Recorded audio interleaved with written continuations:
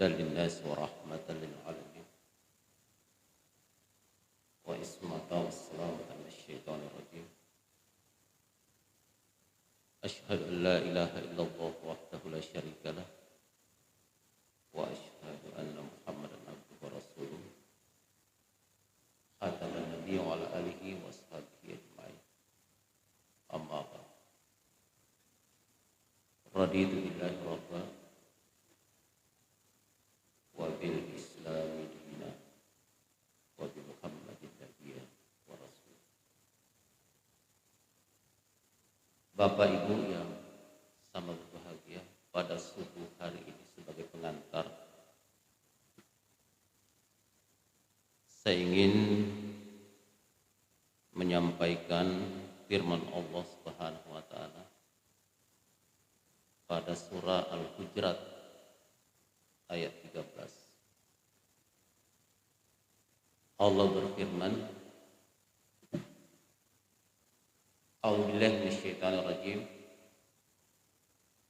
Ya ayyuhan nas, inna khalaqnakum min dzakarin wa unsa wa ja'alnakum syu'uban wa qabaila lita'arafu. Inna akramakum indallahi atqakum. Innallaha alimun hakim. Terjemahan bebas ayat ini, ya ayyuhan nas, hai sekalian manusia. Jadi seluruh manusia dipanggil tanpa mengenal suku, mengenal budaya, mengenal agama, dipanggil semua. Inna khalaqnakum min dzakarin wa unsa. Sesungguhnya kata Allah, aku telah menciptakan kalian dari seorang laki-laki wa unsa dan seorang perempuan. Wa ja'alnakum syu'uban wa qabaila. Kemudian aku ciptakan kalian berbangsa-bangsa. Wa qabaila, bersuku-suku, beda kultur, beda budaya, beda bahasa, beda suku, bahkan beda agama, beda kepercayaan. Untuk apa kata Allah? Dengan perbedaan itu kalian bisa lita'arafu. Kalian bisa saling mengenal satu dengan yang lain. Jadi kita bisa saling mengenal itu karena berbeda. Coba kalau saya masuk di masjid ini, wajah kita semua sama. Mana saya kenal? Ini MC, ini imam, ini. Kita kenal saya, sama semua wajah. Perbedaan itu apa? Untuk supaya kita bisa saling mengenal. Oh, si A itu wajahnya, si B itu, oh si C itu. Oh, ini kalau ibadahnya begini, agamanya begini. Oh, kalau pakaiannya begini, orang tator. Kalau begini, Chinese kan gitu. Inna akramakum indallah. Sesungguhnya yang paling mulia di antara yang berbeda-beda tadi, kata Allah. Jadi yang paling mulia di antara berbeda-beda itu ialah yang bertakwa.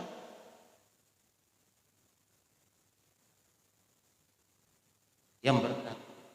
Nah, dari firman Allah Subhanahu wa taala tersebut di atas, saya coba kaji dan baca beberapa kitab yang membahas tentang itu. Ternyata perbedaan diciptakan oleh Allah itu adalah merupakan sunnatullah. Artinya Allah yang menginginkan, Allah yang menghendaki. Jadi manusia diciptakan berbeda satu dengan yang lainnya, itu memang Allah yang menginginkan, Allah yang menghendaki. Makanya sering orang mengatakan perbedaan itu adalah merupakan sunnatullah. Nah, kalau perbedaan itu adalah merupakan sunnatullah, Maka yang namanya manusia sebagai salah satu makhluk ciptaan Allah dari sekian banyaknya makhluk yang diciptakan oleh Allah, dia tidak punya hak, tidak punya kewenangan untuk menolak apalagi membenci apa yang dikehendaki Allah. Kalimat ini saya mau ulangi sebagai sebuah penekanan dalam ceramah saya.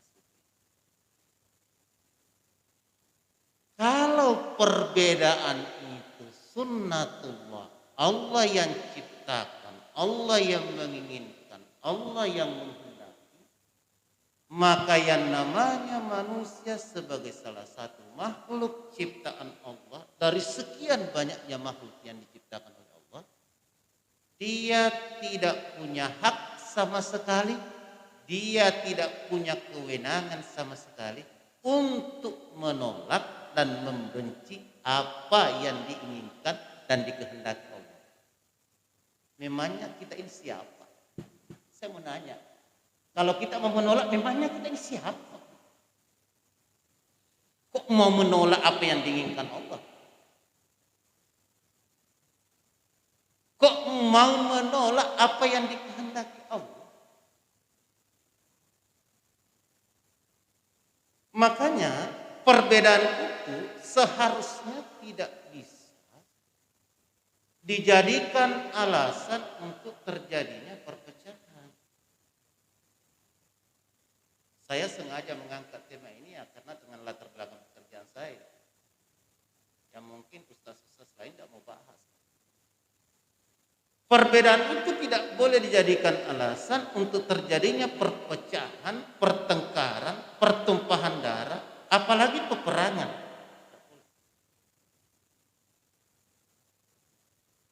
Tetapi perbedaan itu seharusnya dimanage sedemikian rupa agar perbedaan itu bisa menjadi sebuah kekuatan.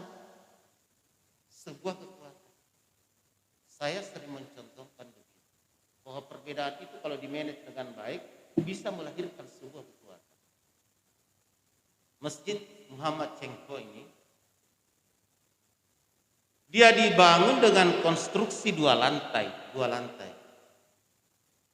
Dia berdiri kuat, kokoh, tahan dari terpaan angin, bahkan mungkin tahan dari gempa dan badai. Kenapa? Karena Masjid Cengho ini dibangun dan didirikan dari sekian bahan bangunan yang berbeda. Coba, bahan bangunan yang berbeda. Saling menopang, saling menyatu, saling memperkuat satu dengan yang lainnya, maka berdirilah bahan bangunan ini dengan kokoh, kuat, bahkan indah. Ada satu bahan bangunan di sini yang memegang peranan yang sangat penting, tapi tidak nampak di pelupuk mata kita. Tapi kalau bahan bangunan itu tidak ada, maka tidak bisa menyatu antara bahan bangunan yang satu dengan bahan bangunan yang lain. Apa itu, Pak? Air. Air ngalir nggak di sini? Menonjolkan dirinya. Kode kak gagak, dek masih di kira-kira kalau bahasa begitu. Air menonjolkan nggak dirinya? Enggak. Tapi kalau tidak ada air, tidak bisa menyatu antara semen dengan pasir, antara bahan bangunan yang lain. Berantakan. Coba, dia bisa berdiri kuat dan kokoh karena dibangun dari sekian bahan bangunan yang berbeda. Nah, air sebagai perekatnya. Nah, dari sekian banyak perbedaan ini, manusia diciptakan berbeda satu dengan lainnya, ada perekatnya seperti air. Siapa perekatnya, Pak? Perekatnya itulah umara dan ulama. Umara dan tokoh-tokoh agama. Jadi kita itu tidak boleh maksa presiden untuk memihak. Jadi kalau masih ada orang memaksa presiden memihak salah satu golongan, itu todongo asena. Yang nggak ngerti apa-apa berarti. Memaksa, kamu kan Islam kok. Yang kuperhatikan Islam saya, ini dongo. Kamu kan Kristen kok, yang kuperhatikan Kristen saja.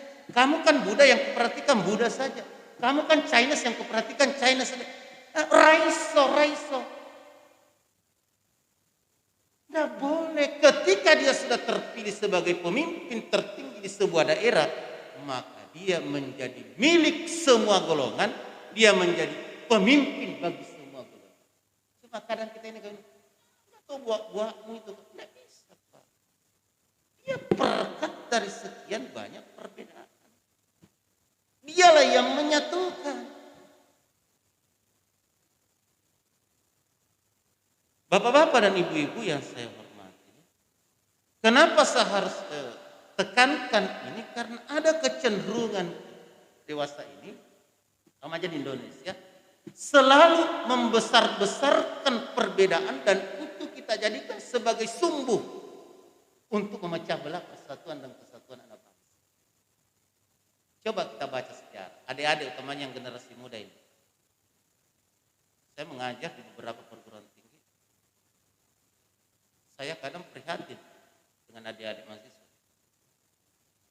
Coba kita baca sejarah deh. Bagaimana bangsa Indonesia ini didirikan, dibangun, dan dimerdekakan. Kita pernah dijajah 350 tahun oleh Belanda, 3,5 tahun oleh Jepang, dan selama 353 tahun setengah itu kita tidak mampu memproklamirkan diri sebagai sebuah negara yang merdeka. Tidak mampu. Kenapa?